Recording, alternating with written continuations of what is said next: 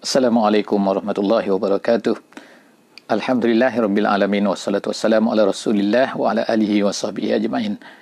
Ahlan wa sahlan, selamat datang ke sesi kita. Pada malam ni insya-Allah kita akan bersama-sama untuk melihat sinopsis daripada juzuk yang ke-16 insya-Allah. Sempena dengan Ramadan kita telah bersama-sama kita lalui 16 hari, maka pada malam ni kita akan tengok sempena kita membaca Al-Quran, membaca Mashaf setiap hari, dan pada sesi kali ini kita akan tengok apakah yang disebutkan oleh Allah Subhanahu Wa Taala di dalam juzuk yang ke-16. InsyaAllah dalam juzuk yang ke-16 ini kita akan lihat ada 3 surah sebenarnya. Yang pertama surah Al-Kahfi, iaitu baki dari surah Al-Kahfi daripada ayat 75 sehingga ayat 110. Dan kemudian seterusnya kita akan lihat juga surah Maryam, dan kemudian selepas daripada itu kita akan lihat juga surah Toha. So kita akan dapati di dalam juzuk yang ke-16 ini 3 surah, iaitu part yang terakhir daripada surah Kahfi, dan seluruh surah Maryam dan seluruh surah Toha. Jadi insya-Allah kita bersama-sama untuk melihat semua apakah maksud yang ada di dalam ataupun sinopsis secara umumnya, secara umum saja. InsyaAllah kita tak akan pergi detail untuk setiap surah ni, kerana kita dalam masa yang sempit ni just untuk kita, kepada sesiapa yang memerlukan kepada tambahan untuk melihat kepada tafsir setiap daripada ayat, setiap daripada muka surat, maka insya-Allah boleh meneliti, membaca tafsir-tafsir yang lebih panjang, dan insya-Allah juga kepada sesiapa yang ingin untuk mengikuti tafsir setiap muka surat, insya-Allah boleh untuk bersama-sama dengan saya juga. Saya cuba kongsikan pada setiap pagi pukul 6 pagi, ataupun kepada mereka yang tidak sempat melihat 6 pagi bersama-sama dengan 6 pagi, boleh insya-Allah melihat di YouTube, di Facebook insya-Allah. Di Facebook Dr. K. Yusof, boleh search insya-Allah Dr. K. Yusof, ada di sini. Jadi pada sesi kali ini kita akan lihat yang pertama sekali, di akhir surah Kahfi ni Allah Subhanahu Wa Taala menceritakan tentang Zulkarnain. Jadi dalam sesi sebelum daripada ini kita telah ceritakan sikit bahawa surah Kahfi ini sebenarnya adalah merupakan tema ataupun topik asasi yang dah diceritakan oleh Allah Subhanahu Wa Taala mengikut pandangan ataupun ijtihad setengah daripada ulama tafsir, mengatakan ialah tentang fitnah, iaitu tentang cubaan yang Allah Subhanahu Wa Taala berikan kepada manusia, sama ada fitnah itu dalam bentuk agama, iaitu artinya Allah SWT menguji kita dengan agama, sanggupkah kita ini untuk memelihara agama dan sebagainya. Dan kemudian itu yang keduanya dengan harta, dan kemudian yang ketiganya dengan banyaknya ilmu, dan yang keempatnya dengan kekuasaan. Jadi kita lihat di dalam hujung surah Kahfi ini, iaitu Allah SWT ceritakan tentang Zulkarnain. Zulkarnain ini Allah SWT berikan kepadanya dengan kekuasaan yang hebat atas dunia ini, dan dia telah menggunakan kuasa tersebut bagaimana untuk menyebarkan Islam, untuk memberi keadilan kepada manusia seluruhnya yang hidup pada masa tersebut. Jadi insya-Allah kepada sesiapa yang mampu, insya-Allah bila melihat, teringat Zulkarnain, teringatlah kekuasaan yang ada padanya, dan bagaimana dia menegakkan keadilan menggunakan kuasa yang ada padanya. Kemudian dalam penutup surah Al-Kahfi ini kita lihat bahawa Allah Subhanahu Wa Taala menceritakan tentang hari kiamat, keadaan hari kiamat, di mana hari ini adalah hari kita berjumpa dengan Allah Subhanahu Wa Taala, dan juga kesudahan apa yang berlaku kepada orang-orang kafir, kepada orang-orang yang beriman. Maka Allah SWT ceritakan di dalam hujung surah Kahfi ini. Jadi itulah lebih kurangnya insya-Allah surah Kahfi. Kemudian kita lihat kepada seterusnya ialah surah Maryam. Surah Maryam, iaitu keseluruhan surah Maryam terdapat di dalam juzuk yang ke-16 ni.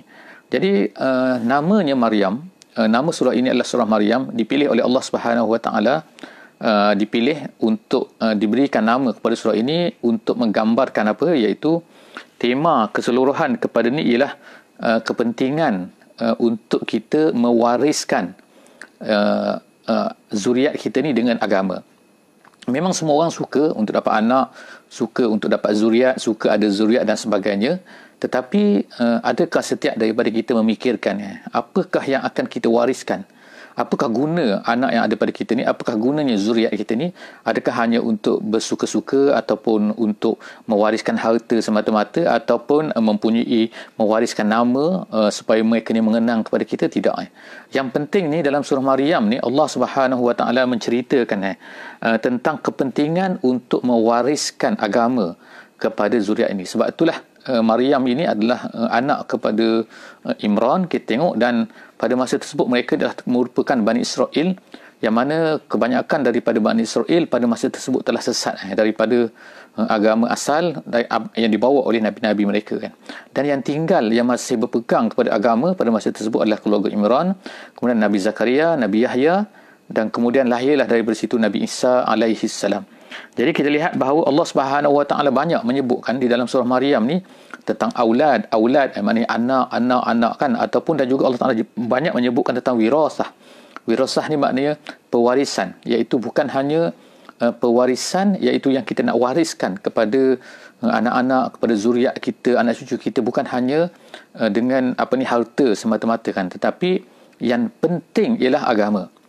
Jadi Allah Subhanahu Wa Taala memulakan cerita dalam surah Maryam ini dengan menyebutkan tentang kisah Nabi Zakaria alaihi salam, yang mana dia ni kalau ikutnya ialah dia tidak mempunyai anak pada awalnya kan. Jadi Nabi Zakaria sehinggalah dia tua, dia beruban, dan kemudian tu isteri dia dikira sebagai seolah-olah macam mandul maknanya tidak mempunyai anak, dan dia berdoa. Kenapa? Kerana dia inginkan supaya dia dapat mewariskannya. Ilmu yang ada padanya, akidah yang ada padanya kan, agama yang ada padanya itu untuk diberikan kepada anak-anaknya selepas daripada itu. Tetapi Allah Subhanahu Wa Taala tidak menjadikan dia ni mendapat anak sehinggalah ke hujung umurnya, iaitu ketika dia telah berada pada umur yang lanjut, maka Allah Subhanahu Wa Taala kurniakan kepadanya Nabi Yahya.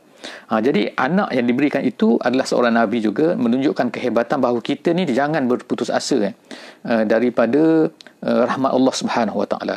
Kita jangan putus asa daripada kuasa Allah Subhanahu Wa Taala boleh membuat apa saja kan, dalam apa keadaan, dalam apa ketika pun. Yang penting ialah apabila kita ni mempunyai zuriat, apakah yang akan kita berikan kepada zuriat kita tu, sama ada kita berikan harta sahaja ataupun memberikan agama. Jadi yang penting di sini sebutkan adalah ada agama, dan Allah Subhanahu Wa Taala menyebutkan di dalam surah ini sebanyak 20 kali, lebih daripada 20 kali tentang rahmat perkataan rahmat, iaitu nak menunjukkan kepada apa ni kan, iaitu apakah sebenarnya sebab Allah Ta'ala sebutkan. Jadi insya-Allah kan kepada sahabat-sahabat, bila membaca surah Maryam ni, cuba tengok kan apakah sebab Allah Ta'ala sebutkan tentang rahmat ini, apa sebabnya, apa akibatnya, apa hasilnya dan sebagainya. Dan juga Allah SWT sebutkan tentang takwa di sini, iaitu Allah SWT sebutkan 5 faedah yang akan diperolehi daripada takwa. Jadi cuba sahabat-sahabat semua lihat di dalam surah Maryam ni, apakah dia perkara-perkara yang diperolehi apabila ini kita bertakwa kepada Allah Subhanahu Wa Taala. Jadi cerita Nabi Isa, cerita Maryam tamat selepas daripada itu, dan kemudian seterusnya Allah Subhanahu Wa Taala menceritakan pula kepada kita tentang Nabi Ibrahim, kisah Nabi Ibrahim dan juga bapanya, iaitu bagaimana maknanya kisah ini adalah merupakan seolah-olah macam terbalik daripada kisah Maryam tadi kan. Jadi Maryam tu adalah maknanya yang solehah, dan dia jaga oleh Nabi Zakaria, dan semua itu adalah kumpulan family yang solehah, dan lahirnya anak yang soleh. Tapi bila kita lihat pula kepada kisah Nabi Ibrahim, selepas daripada itu Allah Ta'ala ceritakan di mana ayah dia ni adalah merupakan seorang pengukir berhala, pembuat berhala dan menyembah berhala. Jadi Nabi Ibrahim ni sangat-sangat sedih lah kerana keadaan ayah dia tu menyebabkan dia ni pernah berdoa kan, berdoa kepada Allah Subhanahu Wa Taala supaya ampunkan dosa ayahnya dan sebagainya. Tapi Allah Subhanahu Wa Taala tidak benarkan perkara itu adalah perkara yang salah, tak boleh dibuat. Kalau sekiranya ayah walaupun family terdekat tu orang yang baik, dia tu adalah tidak beriman, maka kita tidak boleh istighfar kepadanya. Jadi tapi Allah SWT ceritakan sini keadaan Nabi Ibrahim ni yang sangat sayang kepada ayah, dipanggil ayah dia ya abati dan sebagainya kan, iaitu perkataan-perkataan yang sangat indah, adab-adabnya kan. Walau bagaimanapun, walaupun dalam bentuk yang sangat baik kan, tetapi dia menunjukkan satu contoh, iaitu bahawa seorang anak, seorang ayah ni jika sekiranya tidak beriman, maka seorang anak tu tidak boleh untuk mengikut ayahnya kan. Jika sekiranya dia mengetahui jalan itu salah, maka dia tidak boleh mengikut walaupun jalan tersebut adalah jalan ayahnya. Seterusnya ialah perkara ni adalah menjadi satu pengajaran lah kepada para da'i, kepada orang-orang yang mengajak kepada Islam, bahawa pentingnya mereka ini mengikut apa yang dilakukan, apa yang diarahkan oleh Allah Subhanahu Wa Taala, yang dibuat oleh Nabi Ibrahim ketika dia berdakwah kepada ayahnya. Seterusnya ialah cerita Nabi Ismail. Selepas itu diceritakan juga merupakan sebagai anak yang menjadi anak contoh, iaitu anak kepada Nabi Ibrahim AS, bagaimana dia ni sanggup untuk melaksanakan apa sahaja yang diperintahkan, yang diberitahu kepada oleh ayahnya, diminta oleh ayahnya, kerana dia tahu itu adalah merupakan wahyu.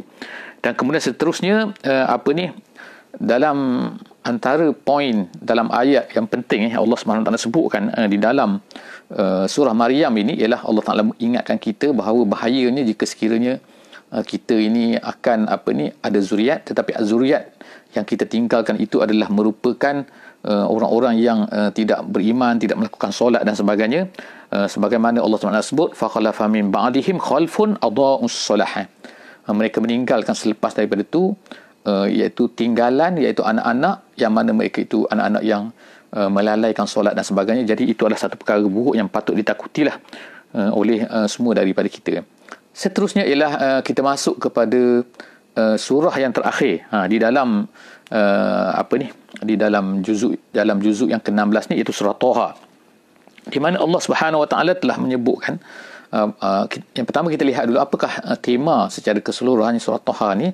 Bila kita sebut Taha, ma anzalna alaikal Quran litashqa, iaitu Allah Subhanahu Wa Taala sebutkan ma anzalna alaikal Qur'ana litashqa, iaitu surah ini kita boleh katakan sebagai temanya ataupun topik utama di dalam surah Taha ini cerita tentang as-sa'adah wasyaqawah, iaitu tentang kebahagiaan dan kecelakaan.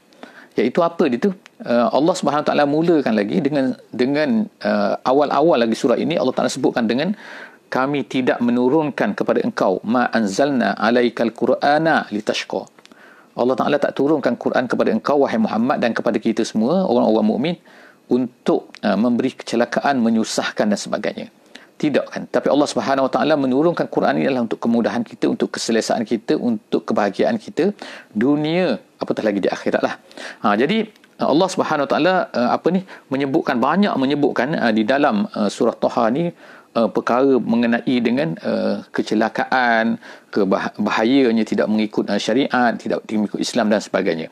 Jadi Allah Taala ceritakan pada permulaan surah ni, iaitu tentang Nabi Musa alaihissalam, Nabi Musa alaihissalam, yang mana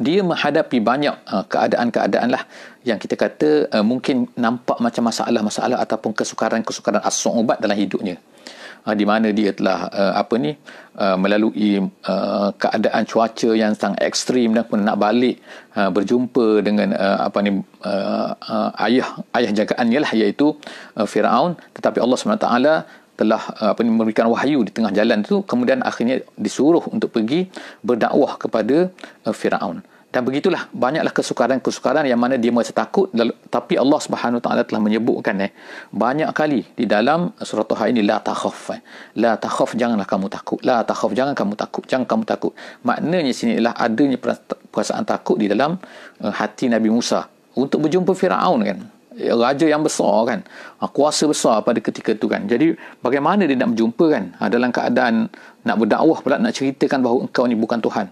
Sebab Firaun telah mengaku dia ni adalah Tuhan. Jadi kemudian tu cerita tu banyaklah cerita selepas daripada tu kita tengok tukang-tukang sihir ini yang telah bertukar kan, daripada menjadi mempertuhankan Firaun kepada menyembah Allah Subhanahu Wa Taala, dan kemudian mereka semua ini, dan kemudian Allah Taala ceritakan bahawa Nabi Bani Israel itu kemudian dibawa keluar daripada negeri Mesir, dan kemudian Firaun telah ditenggelamkan di dalam laut, dan kemudian cerita sampailah kepada cerita Samiri yang membawa satu kecelakaan yang membawa mengajak Bani Israel ini supaya menyembah anak lembu dan sebagainya. Jadi kita lihat itu semua adalah merupakan bagaimana kecelakaan yang dibawa oleh Samiri dengan menghiaskan anak lembu itu dengan cantik, sehingga ramai daripada Bani Israel itu tertipu dengan As-Samiri.